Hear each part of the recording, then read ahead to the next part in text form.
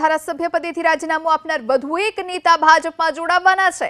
વિજાપુર બેઠકના ધારાસભ્ય પદેથી 19મી જાન્યુઆરીના રાજીનામું આપનાર સીજે ચાવડા 12મી ફેબ્રુઆરીએ ભાજપમાં જોડાવા જઈ રહ્યા છે। પ્રદેશ ભાજપ અધ્યક્ષ સી.આર. પાટીલની ઉપસ્થિતિમાં યોજાનારા કાર્યક્રમમાં સીજે ચાવડા પોતાના સમર્થકો સાથે વિધિવત રીતે કેસરિયા કરશે। કેમ કે સીજે ચાવડાએ વિજાપુર બેઠકથી રાજીનામું આપ્યું છે, ત્યારે લોકસભાની સાથે જ યોજાનારી વિધાનસભાની પેટા ચૂંટણીમાં સીજે ચાવડા વિજાપુરથી ભાજપના ઉમેદવાર હશે તે નિશ્ચિત મનાઈ રહ્યું છે।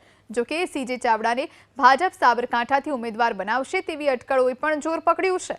આ તમામની વચ્ચે ચાવડાને લોકસભાના ઉમેદવાર બનાવાય તેવી શક્યતા નહીવત છે। આ અગાઉ ધારાસભ્ય પદથી રાજીનામું આપી ચૂકેલા ભૂપત ભાયાણી અને ખંભાત બેઠક પરથી રાજીનામું આપનાર ચિરાગ પટેલ ભાજપમાં જોડાઈ ચૂક્યા છે।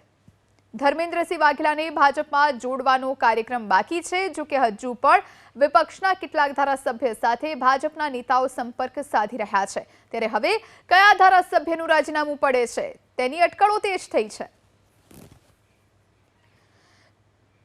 તો પૂર્વ ધારાસભ્ય સીજે ચાવડા હવે કેસરિયા કરવાના છે, ત્યારે આ પહેલા પણ ધારાસભ્યો રાજીનામું આપી ચૂક્યા છે અને કેસરિયા કરી ચૂક્યા છે। 12મી ફેબ્રુઆરીએ સીજે ચાવડા કેસરિયા કરશે।